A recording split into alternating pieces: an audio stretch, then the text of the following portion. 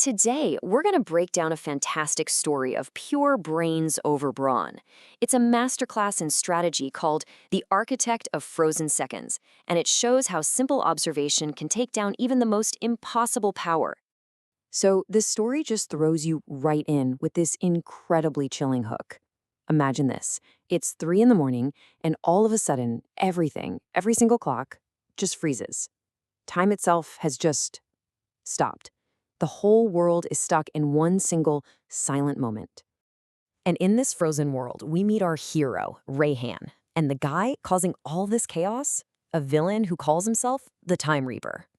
The challenge Rayhan's up against seems, well, completely impossible. I mean, how do you even begin to fight an enemy who literally controls time? And this slide right here, it just perfectly sets up the massive mismatch.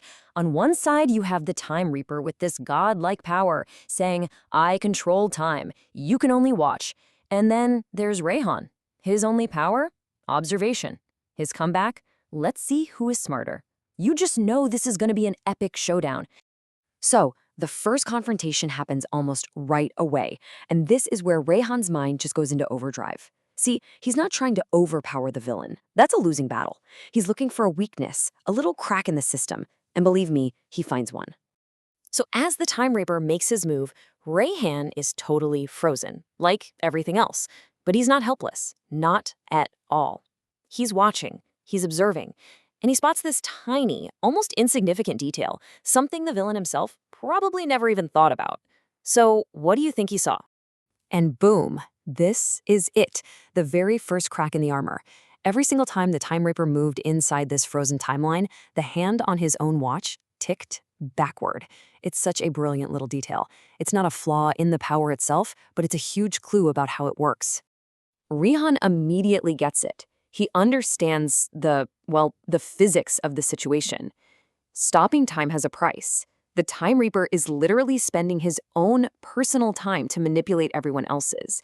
And this is so important because any system that uses power is, by its very nature, limited. Nothing is infinite. This one little observation completely changes the game. Rayhan now has a weapon. He starts to move slowly on purpose, forcing the Time Reaper to stop time over and over again for tiny little actions. He's turning the villain's greatest strength into a liability, draining his power one frozen second at a time. Okay, so draining the villain's energy is a pretty solid start, but Rayhan knows it's not going to be enough to actually win. So as he forces more of these little confrontations, he keeps watching, searching for another rule, another hidden weakness he can use. And sure enough, he finds it. While the Time Reaper seems to have total control over things that are in motion, people, cars, you name it, Rayhan notices there's something different about objects that are already completely still. There's a second, major limitation to his power. And that's the second big rule he figures out. The villain's power is all about stopping momentum. But things that have no momentum to begin with, things that are already perfectly stable and just sitting there, are way harder for him to control. He can freeze a person mid-sprint, no problem, but a building that's already just standing, not so easy. You know, this lines up perfectly with a real-world idea. Inertia. An object at rest wants to stay at rest. The Time Reaper's power is like this huge force that stops change, but it's not as good against things that aren't changing in the first place. So now, Rayhan has found two fundamental rules of his enemy's power. All right, this is where it all comes together, the climax. Rayhan has the information he needs, he knows the power has a cost, and he knows it's weak against stable objects. So the question is, how does he combine these two facts to set the perfect trap?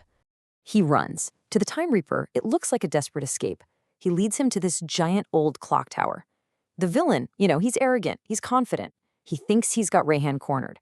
But Rayhan isn't running away. He's choosing the battlefield. And this is where the plan gets so smart. Look at these steps. Before this chase even started, Rayhan had already snuck inside that tower and loosened the huge, heavy gears. Then, he lures the Time Reaper in. He waits for him to do what he always does, stop time, and then he just lets the laws of physics take over. The whole strategy hinges on the scientific idea of a tipping point. Rayhan took a system that was stable, the clock tower, and he pushed it right to the very edge of collapse. Now, even the tiniest disturbance, like the energy wave from the Time Reaper's power, is gonna be enough to cause total destruction. So they're inside the tower, and the Time Reaper, he walks right into it. He does exactly what Rayhan knew he would. He freezes time, probably has a triumphant little smirk on his face thinking he's finally won. He has no idea he just sprang the trap on himself. And right then, in that frozen moment, the unthinkable happens. The gears, which were already loose and teetering on the edge, they start to groan and then just give way. The tower starts to collapse from the inside out. And this is the masterstroke. Remember that second rule we talked about? The Time Reaper can't easily affect stable objects? Well, by making the gears unstable, Rayhan created a situation where they're no longer static. They're already in a state of collapse, and the villain has absolutely no power to stop their fall. So the very environment the Time Reaper thought he had total control over turns on him. Those massive, heavy gears rain down, and because he's standing at the very center of his own time stop, he's the only target. It's a swift, brilliant, and decisive end. And his last words, they just say it all. Rayhan never even tried to fight time. He knew that was impossible. Instead, he studied his opponent. He found his limits, and he defeated the man who was using the power. It was a complete victory of intellect over raw ability. So, what's the big takeaway from this incredible strategy? It's a powerful lesson in what having control really means. It's not about having the biggest, most overwhelming power. It's about understanding the system you're in better than anybody else. I mean, Rayhan's plan was so powerful because it was just pure brain power. He didn't try to punch his way out. He observed, he found the villain's weakness, and he used the fundamental facts of his world as a weapon against him.